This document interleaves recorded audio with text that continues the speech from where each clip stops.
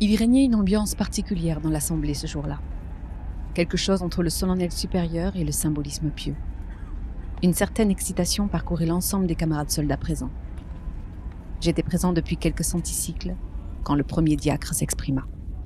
Très chers camarades, L'effervescence s'interrompit immédiatement et une paix quasi monacale s'installa. Le premier diacre reprit après un millicycle de pause. nous sommes réunis aujourd'hui pour célébrer notre dernière bataille importante, celle du front. Il balaya les camarades soldats des yeux doucement. Les corps et les têtes étaient tournés vers lui. Les bleus comme les expérimentés. Les vieux clercs comme les simples camarades soldats. Vous tous, vous êtes la fierté de notre régiment. Vous avez combattu cycle après cycle tous les envahisseurs extérieurs que l'on puisse connaître. Et vous avez résisté. Toujours. Nous sommes à un grand moment. Celui de la transition. Mais avant de laisser cette phase débuter, je souhaiterais exceptionnellement laisser un camarade soldat s'exprimer. Un de ceux qui ont participé à tellement de batailles, à tellement d'escarmouches, plus qu'aucun d'entre nous. Un camarade soldat qui se trouvait au front et qui a survécu. Laissez-moi vous présenter le camarade soldat 10-892. Je fus très surpris de saisir mon matricule. Oui, j'étais bien le camarade soldat 10.892, raccourci en 92. On ne donnait plus de nom depuis une éternité. Il y avait tellement de pertes qu'on préférait se faire référence les uns les autres par notre numéro de matricule. Je ressentis encore plus d'excitation dans la foule. Les bleus voulaient des informations utiles et des histoires vécues. Pas de serments polissés et éculés, loin de leur réalité profane. L'intrusion du front était la plus importante de ces derniers décamégacycles. Je ne pouvais en ce jour si spécial ne pas y faire référence. Par conséquent, je m'avançai, pieusement, toujours avec mon équipement macro-robotique sur moi. Je savais pertinemment que ce serait la dernière fois. Mes chers camarades, je suis bien le camarade soldat 92. J'imagine que vous voulez savoir ce qui s'est vraiment passé ce cycle-là ?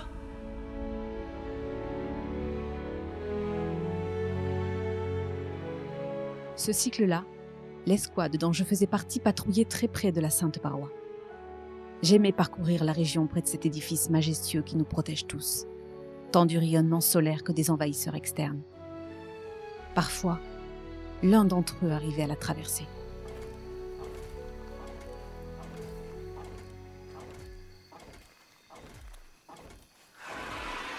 Là, sur la droite, un envahisseur. En formation de combat.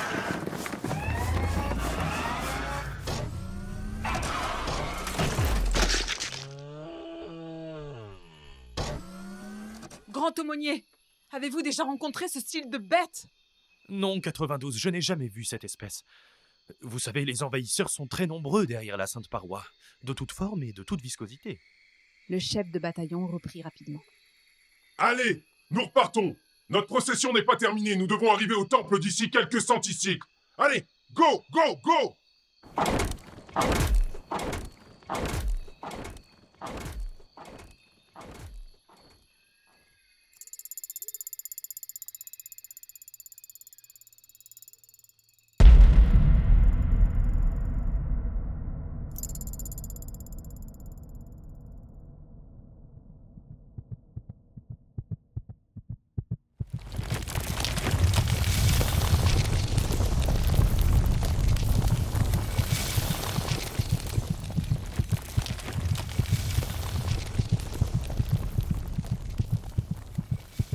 Mais que s'est-il passé? Mais quel est ce choc? Non, non, Non, horreur et damnation! La sainte paroi est fissurée! La vénérable séparation, elle a une brèche d'une longueur démentielle! Camarade soldat 92, le chef de bataillon, il a disparu! Qu'allons-nous devenir? Qu'allons-nous devenir? Eh bien... Il a dû être emporté par l'onde de choc. De ce côté de la faille, je suis le plus vieux, donc le plus apte à commander. Je deviens immédiatement un vieux clerc, aumônier, non? Oui, effectivement. Très chers camarades, nous allons appliquer les consignes apprises à l'académie, celles qui doivent être ancrées désormais dans votre ADN. Regroupement! Faisons bloc pour gérer les envahisseurs. Ils sont là! Vous savez qu'il existe des millions de variétés et d'espèces différentes vivant derrière la sainte paroi. Nous allons nous battre et refermer la sainte paroi. Que le saint spirituel soit avec nous! Mais c'est gigantesque! Comment allons-nous procéder? Commencez à établir un relais de communication afin d'annoncer l'intrusion du front aux autorités supérieures. Ils nous enverront des renforts, bien que je suppose qu'ils ont eux aussi ressenti un tel choc. Aumônier, j'ai vraiment besoin de toi. Toi seul es capable d'haranguer des camarades soldats et de les motiver. Mais je ne peux pas. C'est impossible, je ne peux pas. Aumônier, j'ai vraiment besoin de toi. Le divin nous place à l'épreuve.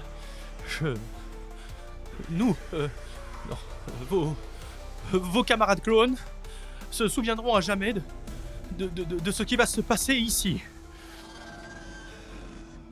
Ici et maintenant. Dans ce décicycle, la tâche est rude.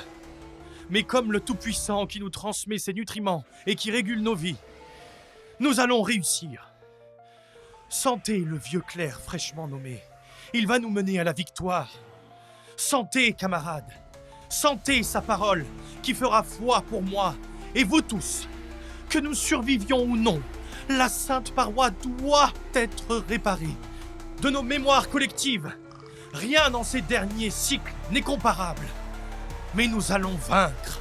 C'est l'aide du divin sacré. Et aussi grâce à nos équipements macro-robotiques. Camarades soldats, pour l'instant, il faut contenir l'invasion extérieure. Que les plaquistes forment des paires avec les combattants, puis monter le long de ce qui reste de la sainte paroi.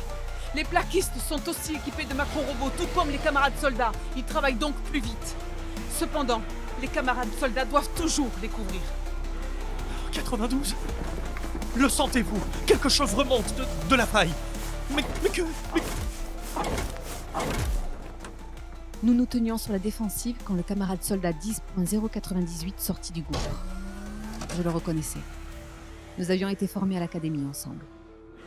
Il me reconnut aussi. Nous avions confiance l'un dans l'autre.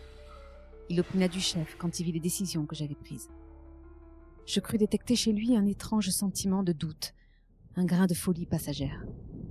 En même temps, il tressaillait de l'effervescence et de la frénésie du combat, avant même qu'il eût commencé. Cela me sembla un peu étrange. À partir de là, ce fut un bain de sang.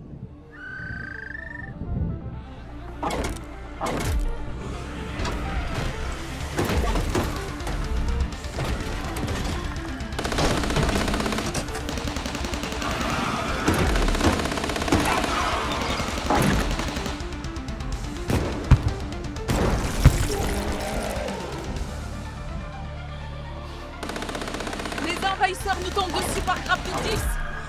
Restez accrochés au reste de la sainte paroi et tant bien que mal protégez vos plaquistes.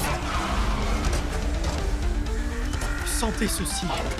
Le camarade soldat 98 est avec son plaquiste, qui travaille comme un forcené. Ce dernier est impressionnant. Il pose les plaques pour tenter de reboucher la vénérable séparation. Le rôle du camarade soldat est de le protéger au prix de sa vie. Au pire, un autre camarade soldat le remplacera. Oh, deux envahisseurs surgissent. Ils s'en défait en quelques millicycles. 3 autres essayent sur le côté. Ces macro-robots s'en chargent. Sentez ceci. Une vingtaine de plusieurs races différentes tente d'agripper le camarade soldat 92 et de le faire décrocher.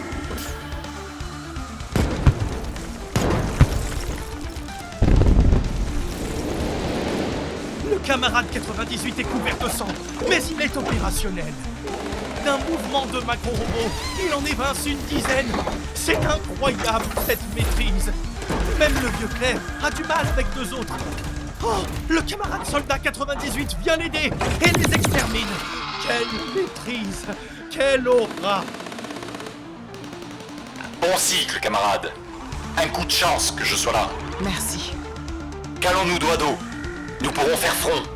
À 2. Sentez ceci, camarades. Des centaines de plaquistes, aidés de camarades soldats, agissent de même de chaque côté de la brèche. La sainte paroi est en train de se refermer. Lentement, certes, mais sûrement.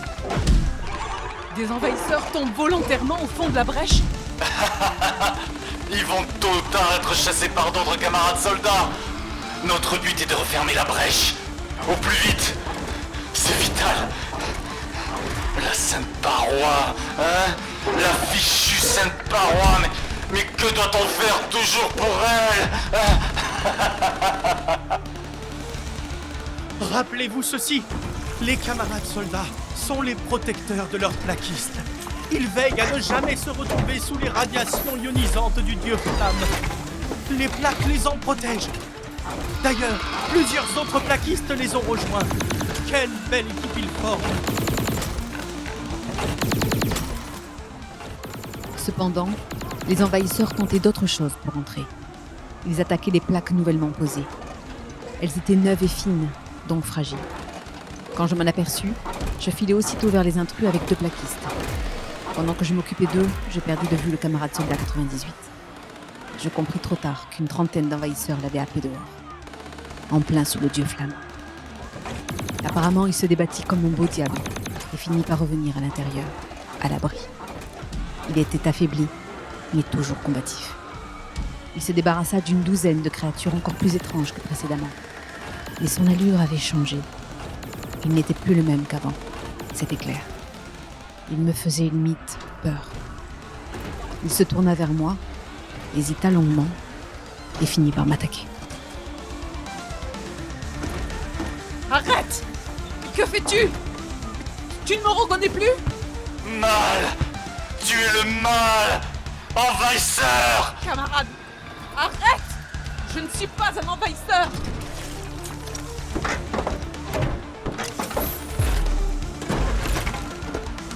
Camarade, arrête! Tu vas finir par me tuer! Non! Je me défendais, tout en essayant de le raisonner, en lui exprimant que je n'étais pas l'ennemi. Au bout d'un centicycle, notre lutte commençait à virer à son avantage. Il se passa quelque chose que je n'oublierai jamais. Quelque chose d'horrible. Sa macrotechnologie détecta qu'il opérait contre son propre camp. Après plusieurs avertissements que jamais il ne comprit, son exosquelette se retourna contre lui et il fut écrasé, désintégré.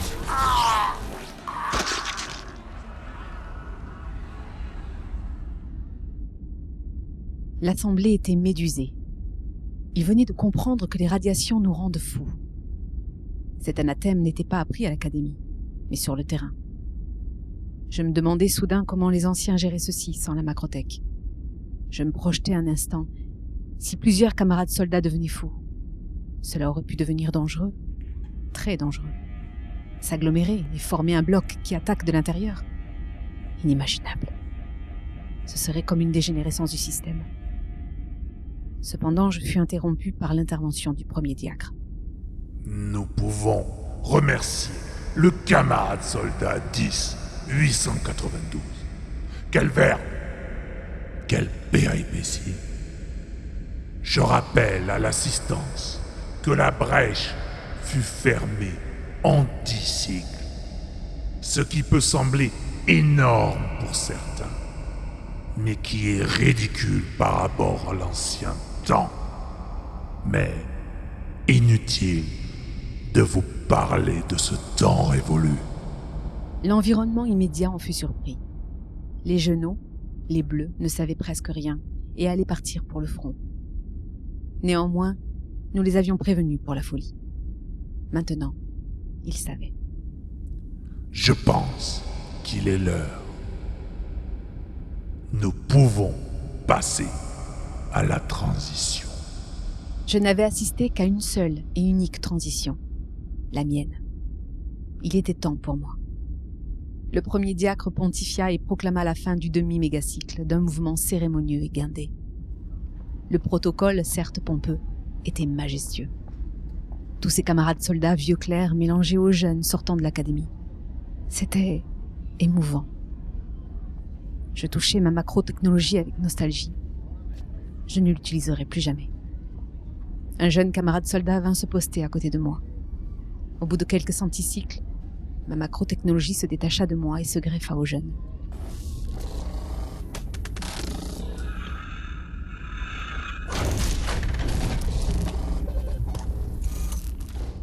Il était désormais équipé, prêt à combattre. Il ne me restait plus qu'à rentrer chez moi. Lui était désormais le camarade soldat 23.040. Il m'effleura légèrement pour me remercier et pour me réconforter. La commémoration était terminée. La passation de la macrotech était effectuée. Les jeunes commencèrent à partir vers leur transporteur afin de se rendre en patrouille à l'endroit exact de leur affectation. Pour ma part, je fus soulagé. Plus de bataille, plus de combat, plus de raison de vivre.